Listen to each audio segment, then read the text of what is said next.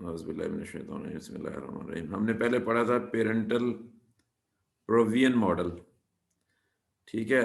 तो parental provision model से आप लोग कन्विंस हो गए थे, आपको बहुत अच्छा लगा था कि ये मॉडल बहुत ही ठीक है, बड़ा अच्छा मॉडल है, ठीक है। तो लेकिन जो साइंटिस्ट हैं, सब साइंटिस्ट वो तो कन्विंस नहीं होते इतनी आसानी से। तो उसमें फिर उन्होंने दो मॉडल और भी इधर बुक में आपके डिस्कस किए हुए हैं। एक है कॉन्फ्लिक्ट मॉडल और एक है सिम्बायोसिस मॉडल। तो पहले इन्होंने कॉन्फ्लिक्ट मॉडल दिया हुआ है और आखिर में सिम्बायोसिस मॉडल दिया है, लेकिन हम पहले सिम्बायोसिस मॉडल पढ़ते हैं, बाद में हम कॉन्फ्लिक्ट मॉडल पढ़ेंगे, ठीक है जी।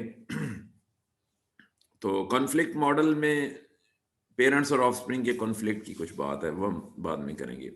तो आज हम जो है ना सिम्बायोसिस मॉडल की बात करते हैं।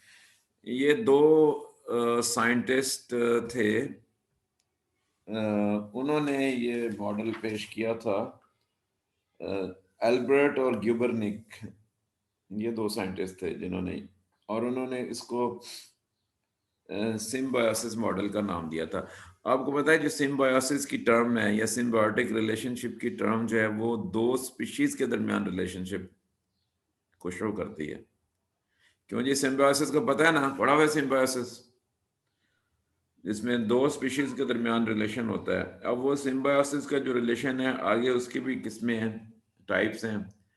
एक उसमें म्यूचुअलिज्म है और कमेंसलिज्म कमेंसलिज्म। है, और उसमें होस्ट पैरासाइट रिलेशन भी आ जाता है। तो उसमें यानी दो स्पीशीज के दरमियान रिलेशनशिप को जो शो करता है ना, उसको हम सिम्बायोसिस कहते हैं। उसकी फिर आगे टाइप्स हैं, कमेंसलिज्म भी आती है, म्यूचुअलिज्म भी आती है, होस्ट पैरासाइट रिलेशनशिप भी आता है। क्यों जी, ऐसा ही है। जी यस सर। सर। अच्छा, जी लेकिन सर। यहाँ पे जो सिम्बायोसिस की टर्म यूज की गई है सिम्बायोटिक रिलेशनशिप की, वो डिफरेंट सेंस में एल्बर्ट और ग्यूबरनिक ने यूज की थी। उन्होंने एक स्पीशीज में एक स्पीशीज के पेरेंट्स ऑफ ऑफस्प्रिंग के रिलेशनशिप के लिए उन्होंने ये टर्म यूज की थी। हमने पेरेंटल प्रोविजन मॉडल में ये बात की थी कि flow of resources is unidirectional from parents to the offspring, and in return the parents don't get any benefit from their offspring, and the offspring, they are the passive recipients. बस जितना उनको मिल जाता है सब्र शुक्र से वो ले लेते हैं, और उनकी अपनी कोई एफर्ट नहीं होती है ऑफस्प्रिंग की, और पेरेंट्स खुद ही दे रहे होते हैं मोहब्बत के अंदर, ठीक है जी। और लेकिन उनको कोई फायदा नहीं होता। तो ये था पेरेंटल प्रोविजन मॉडल। तो ये अल्बर्ट और ग्यूबर ने, इन्होंने कहा कि पेरेंट्स इतने अच्छे भी नहीं होते कि उन्हें कोई फ़ायदा ही ना हो, और वो ऑफस्प्रिंग की इतनी खातिर खिदमत करते चले जाएं, कोई ना कोई उन्हें भी मफाद होगा, ठीक है। तो उन्होंने कहा जी कि नहीं, ऐसी बात नहीं है। उन्होंने फिर एक्सपेरिमेंट्स किए, उससे फिर साबित करने की कोशिश की, साबित किया कि फ्लो ऑफ रिसोर्सेज जो है वो यूनिडायरेक्शनल नहीं होता, बल्कि flow of resources by directional होता है, ठीक है। पेरेंट्स से ऑफस्प्रिंग में और ऑफस्प्रिंग से पेरेंट की तरफ, यानी कि पेरेंट्स को भी फायदा होता है, इसलिए उनमें सिम्बायोटिक रिलेशनशिप होता है, यानी दोनों को फायदा होता है, पेरेंट्स को भी फायदा होता है और ऑफस्प्रिंग को तो होता ही होता है, और पेरेंट्स को भी फायदा होता है, पेरेंट्स भी बेनिफिट लेते हैं। ये था, ठीक है। अब इसको साबित करने के लिए उन्होंने वही एग्जांपल ली नॉर्वे रैट की, जिससे पेरेंटल प्रोविजन मॉडल को साबित किया गया था। मजा तो तभी आता है ना कि जो है ना, किसी चीज से आप एक चीज को साबित कर रहे हैं, उसी नुक्ते से दूसरा वकील कहता है नहीं जी ये इसकी तो ये इंटरप्रिटेशन है, ठीक है ना जी, समझ रहे हो। आप लोग कहते हैं जी नमाज, कुरान पाक में नमाज का इतनी दफ़ा जिक्र है, नहीं 700 दफ़ा, ये सब कितनी दफ़ा है मुझे एग्जैक्ट तो फिगर का नहीं पता, लेकिन बहुत ज़्यादा दफ़ा नमाज का हुक्म है, ठीक है। अच्छा, अब जो लोग नमाज नहीं पढ़ते या नमाज को नहीं मानते, कुछ लोग वो कहते हैं नहीं यार, वो नमाज का तो जिक्र नहीं है कुरान पाक में। नमाज कुरान पाक में है ना कि सलात वक़ीमुस्सलात वातु ज़कात, कई जगह तो ज़कात और नमाज का इकट्ठा जिक्र है और कहीं पे अलहदा से नमाज का जिक्र है कि नमाज पढ़ो और ज़कात दो, अक़ीमुस्सलात वातु ज़कात, नमाज पढ़ो। कहीं रुकू करो, रुकू करने वालों के साथ, कहीं पे सजदे, मुख्तलिफ अंदाज में सलात का जिक्र है।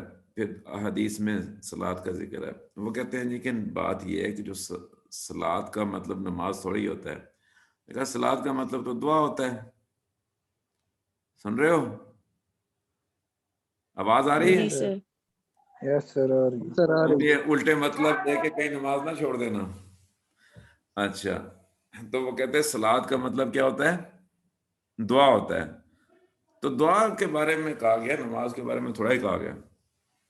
अब सलात का मतलब दुआ भी होता है, लेकिन यहाँ तो अब अगर सिर्फ ऐसी बात होती तो फिर ये क्यों कहा गया है रुकू, कहीं रुकू का जिक्र है, कहीं सजदे का जिक्र है, ठीक है ना, सजदे का भी जिक्र है, रुकू का भी जिक्र है।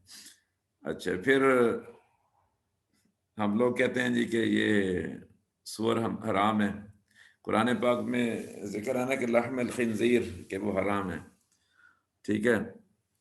खिंजीर तो सूअर को कहते हैं ना। आप लोग तो नाम नहीं लेते कि जुबान नापाक हो जाएगी, पता नहीं कि 40 दिन नमाज कबूल नहीं होगी, कोई ऐसे नहीं ना नाम लेते आप लोग,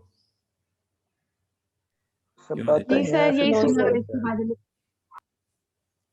कुछ जो है ना वो ख्वातीन अपने खामिद का नाम नहीं लेती कि जुबान नापाक हो जाएगी, क्यों जी? ऐसे ही है। यस सर, होता है। अच्छा, वैसे वो अदब की वजह से नहीं लेती ना नाम, नमान नापाक की तो बात नहीं है। सर वो कहते हैं बच्चे के बाप आपके भाई है, इस तरह का रिलेशन बनाते हैं, नाम अदब नहीं की वजह लेते से है हैं। ना, वो तो अदब की वजह से है ना। अच्छा, सर, और अगर बच्चे नहीं होते तो क्या कहते हैं? बच्चे नहीं होते तो फिर भी कुछ कह देते हैं। अब ये तुम्हें सोचना है कि तुम्हें क्या कहना है। सर, उन्हें उन कुछ पे कह सकते हैं आप। कुछ वो एक ना, मैं एक जगह एग्जाम लेने गया तो वहां पे एक स्टूडेंट थी, तो के लिए मैंने इतनी वो ये तमीज बांध दी, चलो आपको इधर उधर की बातें सुना दी एक दो, ठीक है। तो अब वो जो है ना, नॉर्वे रैट की एग्जांपल जिससे पेरेंटल प्रूवियन मॉडल से आप कन्विंस हो गए थे, ये अल्बर्ट और ग्यूबरनिक ने उससे ये साबित किया है कि ये ठीक नहीं है, बल्कि सिम्बायोसिस मॉडल ठीक है, और flow of resources bidirectional है, यूनि डायरेक्शनल नहीं है। तो इन्होंने क्या किया, फिर इन्होंने मुख्तलिफ एक्सपेरिमेंट्स किए, ठीक है, उसके लिए, इसको साबित करने के लिए इन्होंने ये कहा कि इनकी कई हाइपोथेसिस ये था, इन्होंने ये कहा था कि हमने ये पढ़ा है कि जो रेड पप्स हैं वो खुद से यूरिनेट और डिफिकेट नहीं करते, उनको मैकेनिकल स्टिमुलेशन चाहिए होती है एनोजेनिटल रीजन में, एनोरेक्टल रीजन में। तो वो कहते हैं कि ये जिस वक्त ये लीकिंग करते हैं ना वहाँ पे मैकेनिकल स्टिमुलेशन के लिए मदद करती है, तो उस वक्त वो रैट जब यूरिनेट करते हैं, रैट पप्स, तो ये यूरिन इंजेस्ट कर लेती है मदर, ठीक है। और जो यूरिन इंजेस्ट करती है वो, उसका क्या फायदा होता है कि जो रैट मदर जो होती है, जाहिर है उसने मिल्क प्रोड्यूस करना होता है, तो मिल्क में ज्यादातर जो है ना वाटर ही होता है, ज्यादा जो कंपोनेंट मिल्क में होता है वो वाटर का होता है। 73% जो होता है ना मिल्क रैट्स में, उसमें वाटर 73% होता है। अब रैट मदर जो है ना 2/3 ऑफ द वाटर रिक्लेम करती है उसमें से, यूरिन में से, ठीक है ना। ये एक्सपेरिमेंट से आगे उन्होंने साबित किया। तो पहले तो ये उन्हें डाउट हुआ ना कि वो यूरिन इंजेस्ट कर लेती है, तो फिर उसको साबित करने के उन्होंने एक्सपेरिमेंट किए, फिर एग्जैक्ट देखा कि कितना इंजेस्ट करती। अब रैट मदर वैसे भी पानी पीती है, लेकिन यूरिन भी इंजेस्ट करती है, इनटेक कर लेती है यूरिन, जिस वक्त वो लीकिंग कर रही होती है तो उसका यूरिन इनटेक कर लेती है। समझ रहे हो बात? आवाज आ रही है? जी सर, आ जी रही है। सर। अच्छा, अब उसको यूरिन को इनटेक करने के लिए, को साबित करने के लिए ऐसे ही बात नहीं कर दी, उन्होंने एक्सपेरिमेंट्स किए। इन्होंने जो है ना, आपको पता है कि हाइड्रोजन के डिफरेंट आइसोटोप्स हैं, उसमें ट्रिटियम ड्यूट्रियम भी है, ट्रिटियम भी है, रेडियो एक्टिव आइसोटोप। बहुत सारे बायोलॉजी में हम एक्सपेरिमेंट्स में कुछ चीज़ों को डिटेक्ट करने के लिए, ट्रेस करने के लिए हम रेडियो एक्टिव आइसोटोप्स यूज़ करते हैं। ये तो आपको पता ही है, मुख्तलिफ एक्सपेरिमेंट्स में आप पढ़ते रहते हैं। तो यहाँ इन्होंने ट्रिटियम यूज़ किया, वाटर इंजेक्ट किया जिसमें कि ट्रिटियम था हाइड्रोजन में। तो आप ये देख रहे हैं कि ये रेड पप्स को जो है ना वाटर इंजेक्ट कर रहे हैं उनमें, ट्रिटियम वाला वाटर। ठीक है, अच्छा। अब ट्रिटियम वाला वाटर इंजेक्ट करने के बाद इन्होंने देखा बाद में कि रैट मदर के अंदर रेडियो एक्टिविटी है कि नहीं है। तो इन्हें they detected radio activity in rat mother. Rat mother के अंदर रेडियो एक्टिविटी आ गई। Now this is an interesting question कि इंजेक्ट तो उन्होंने ट्रिटियम को बच्चों में किया है, रैट मदर में कहां से रेडियो एक्टिविटी आ गई, सवाल ही पैदा होता है। तो उससे यही बात लगती है कि उन्होंने जब रैट मदर जो है लीकिंग करती है तो उस वक्त उनका यूरिन इंजेस्ट कर लेती है। ठीक है जी, ये बात यहां से उन्होंने अखज की। अब यहाँ पे काफी नहीं है, साइंटिस्ट ऐसे कच्ची पक्की बात नहीं करते होते, वो बुरे के घर तक जाते हैं, वो पूरे तमाम सिक्वेंशली वो साबित करते हैं चीजों को। तो अब यहाँ पे इससे यही फील होता है कि जो है ना ट्रिटियम, अब देखें रैट मदर में तो ट्रिटियम था नहीं, उसने ऐसा पानी भी नहीं पिया। चले डाउट होता है मुमकिन है ऐसा कहीं से पानी पी लियो, ठीक है ना। तो अब उसको साबित करने के लिए उन्होंने अगला एक्सपेरिमेंट किया कि ये आया कहां से। अब इन्होंने क्या किया, नेक्स्ट एक्सपेरिमेंट जो है ना बड़ा जालमाना किस्म का एक्सपेरिमेंट था। इन्होंने जो रेड पप्स के यूरिथ्रा को लाइगेट कर दिया, टाई कर दिया इन्होंने, टाइंग ऑफ द यूरिथ्रा। ठीक है, यानी कि जो उनके यूरिथ्रा को उन्होंने बांध दिया है ताकि वो यूरिनेट ही ना कर सकें, वो पेशाब ही ना कर सकें, यूरिनेट ही ना कर सकें। जब वो यूरिनेट ही नहीं कर सकेंगे तो रैट मदर कैसे इंजेस्ट कर सकती है यूरिन। अब उन्होंने ऐसे ही किया कि यूरिनेट ट्राई कर दिया, लाइगेट कर दिया, ठीक है, रैट पप्स के यूरिथ्रा को। तो अब जो है ना रैट मदर के अंदर रेडियो एक्टिविटी कोई नहीं डिटेक्ट हुई। समझ रहे बात, इस एक्सपेरिमेंट में रैट मदर में कोई रेडियो एक्टिविटी भी नहीं आई। क्यों नहीं आई? क्योंकि यूरिथ्रा जो थे वो लाइगेट थे, और मदर अगर उनको मैकेनिकली स्टिमुलेशन करती भी है, लीकिंग करती भी है, तो यूरिन इंजेस्ट नहीं कर सकती। इससे क्या साबित होता है? इससे यह साबित होता है कि जो क्या उसे कहते हैं, मदर जो है यूरिन इंजेस्ट करती है और वो रेडियो एक्टिविटी यूरिन से ही आ रही है, क्योंकि जब यूरिथ्रा को लाइगेट कर दिया तो रेडियो एक्टिविटी मदर के अंदर नहीं आई। बात समझ रहे हैं कि नहीं समझ रहे? तो अब इन्होंने फिर ये फर्दर देखा कि जो रैट मदर है वो जो यूरिन होता है ना, जो पप्स का यूरिन है, उसमें से 2/3 यूरिन जो है ना वो रिक्लेम कर लेती है, उतना कंज्यूम कर लेती है। और मिल्क जो होता है रैट मदर का मिल्क, उसमें तकरीबन 73% वाटर होता है। ठीक है जी, और ये देखा गया है, मजीद जो एक्सपेरिमेंट्स हुए, मजीद एक्सपेरिमेंट्स किए गए, उसमें ये देखा गया है कि जिस वक्त 15 डेज ओल्ड होते हैं पप्स, उनकी एज 15 डेज होती है, उस वक्त ज्यादा रेडियो एक्टिविटी डिटेक्ट हुई मदर के अंदर। ठीक है जी, क्या मतलब इस बात का?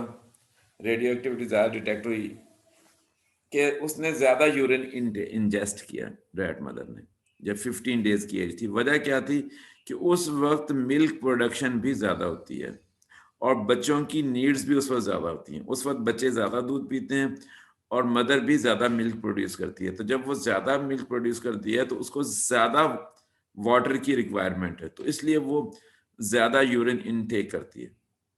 फिर फर्दर ये देखा गया है कि जो यूरिन है उसकी अहमियत क्या है रैट मदर के लिए। अगर वो यूरिन ना इंजेस्ट करे तो फिर क्या मसला है उसको, वैसे पानी पी लेगी। ये रैट्स वगैरह इतना ज्यादा पानी नहीं पीते, क्योंकि जहां ये रहते हैं इन्हें एकदम से पानी हर जगह मिलता भी नहीं है। तो ये देखा गया है, फिर एक्सपेरिमेंट्स किए गए हैं, तो ये देखा गया है कि अगर रैट मदर को पानी भी ना दिया जाए, कोई ऐसी उसके इर्द गिर्द पानी ना हो कि वो खुद पानी भी ना पी सके और वो यूरिन भी ना इनटेक कर सके, तो फिर उसमें जो डबल डिहाइड्रेशन हो जाती है। ठीक है जी, उसमें डिहाइड्रेशन जो होती है वो दुगनी हो जाती है डिहाइड्रेशन।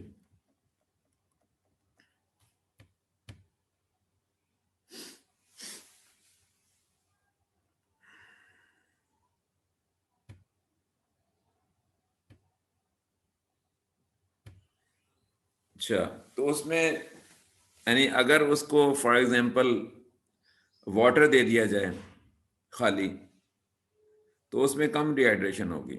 और मतलब अगर फॉर एग्जांपल उसको वाटर ना दिया जाए और सिर्फ वो यूरिन इंजेस्ट करे, तो उसमें आधी डिहाइड्रेशन होगी। अगर दोनों चीज़ें नहीं मिल रही तो फिर डबल डिहाइड्रेशन हो जाएगी। तो इससे साबित हुआ कि जो रैट मदर है उसके लिए यूरिन इनटेक करने की खासी इम्पोर्टेंस है। अच्छा, ये असल में बुक बाइंड हुई हुई है ना, तो इसमें सही पिक्चर आती नहीं है इस तरह से, यानी जो साइड पे लिखा हुआ है ना वो इसमें नहीं आया। अच्छा, अब ये देखें यहाँ पे जो ग्राफ्स हैं ये क्या शो कर रहे हैं। यहाँ पे भी आप देखें कि ये जो अलॉन्ग एक्स एक्सिस जो है ना एज है पब की डेज में 5, 10, 15, 20, 30, ठीक है जी। और वाई एक्सिस पे जो वाटर है वो है कि जो मदर के अंदर लीटर से मदर के अंदर जो है, लीटर कहते हैं, लीटर का आपको पता है जो एक दफा में बच्चे पैदा होते हैं ना, जो animals they give birth to the young ones, उनमें जो एक दफा के बच्चे होते हैं ना उनको लीटर कहते हैं, लीटर साइज लीटर। तो यहाँ पे जो हमने ये देखा है इस एक्सपेरिमेंट में, उसमें जो लीटर साइज है वो 8 है, 8 पप्स हैं, 8 रेड पप्स हैं, तो इसको एक लीटर कहेंगे। ठीक है जी। तो और एक जो होता है वो क्या उसे कहते हैं, एक क्लच होता है। क्लच किसे कहते हैं और लीटर किसे कहते हैं? जी, लीटर की तो समझ आ गई ना, क्लच किसे कहते हैं जल्दी बोलो। सर जिस तरह बर्ड्स के एग्स होते हैं उनमें से एक ही बार जितने बच्चे निकलते हैं उसको हाँ, बर्ड्स का क्लच क्लच कह रहे होता हैं। है एक दफा में जितने एग्स दिए जाते हैं एक सीजन के अंदर, जितने एग ले करते हैं उनको क्लच कहते हैं। क्लच साइज कहेंगे जी 8 एग्स हैं, 4 हैं, 5 हैं, 10 हैं, जितने भी हैं वो क्लच साइज कहलाएगा या क्लच। इसी तरह से लीटर जो एक दफा के बच्चे होते हैं, तो इसमें यहाँ पे 8 रेड पप्स हैं, तो ये इनका लीटर है। तो water transfer from litter to mother, तो जो 15 दिन की उम्र होती है उसमें वाटर ज्यादा ट्रांसफर हो रहा है लीटर से मदर की तरफ। क्यों ज्यादा ट्रांसफर हो रहा है? कि इस एज में उनकी बच्चों की वाटर रिक्वायरमेंट ज्यादा है, मिल्क की रिक्वायरमेंट ज्यादा और मिल्क प्रोडक्शन भी ज्यादा है, तो इसलिए ज्यादा जरूरत है ना, तो ज्यादा वो वाटर इन यूरिन इंजेस्ट करेगी। ये दूसरे एक्सपेरिमेंट में देखें, यहाँ पे इन्होंने देखें, पहले में तो उन्होंने किया था कि जी बच्चों को इंजेक्शन लगाया है रेडियो एक्टिव वाले ट्यूट्रियम, ठीक है ना, ताकि उन्होंने देखना था मदर के अंदर रेडियो एक्टिविटी। अब यहाँ पे इन्होंने क्या किया है कि इन्होंने मदर को जो वाटर दिया है, मदर को रेडियो एक्टिव वाटर दिया है ट्रिटियम वाला, ठीक है।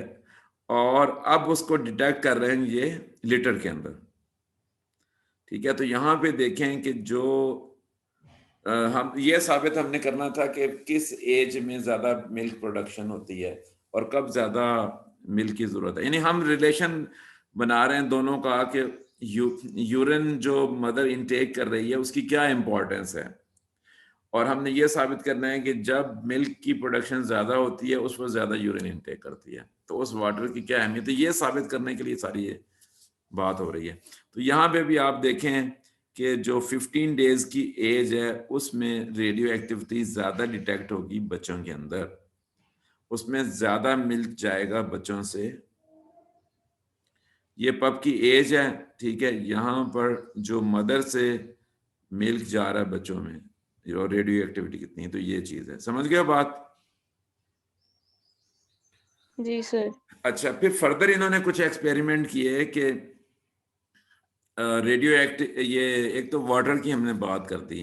फर्दर एक्सपेरिमेंट से इन्होंने साबित किया कि सिर्फ मदर जो है ना वो वाटर ही नहीं लेती यूरिन से, जो कि उसकी मिल्क, बल्कि जो इलेक्ट्रोलाइट्स हैं वो भी रिक्लेम करती है, इलेक्ट्रोलाइट्स भी लेती है, साल्ट्स वगैरह, ठीक है ना, उसमें भी बिलखुसूस सोडियम, इसकी भी जरूरत होती है। तो ये भी यूरिन से मदर ले लेती है। मदर क्या प्रोवाइड कर रही है बच्चे को, वो तो हम पहले पढ़ चुके हैं कि मदर जो है ना उसको मिल्क दे रही है, उसे न्यूट्रिशन दे रही है, उसे वार्मथ दे रही है, जो कि उसकी ग्रोथ के लिए ज़रूरी है, ठीक है ना जी, और उसको प्रोटेक्शन दे रही है। तो ये बहुत सारी चीज़ें मदर दे रही है, वो तो हम सारी पढ़ चुके हैं पहले, ठीक है ना।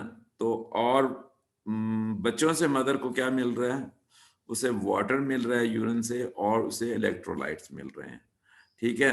तो इस तरह से ये दोनों को फायदा है। और मदर की क्या होती है, रिप्रोडक्टिव सक्सेस, डेफिनेटली। तो बच्चे जो है उसकी रिप्रोडक्टिव सक्सेस है, उसके जीन्स हैं उसमें, ठीक है, उसकी ये विरासत है।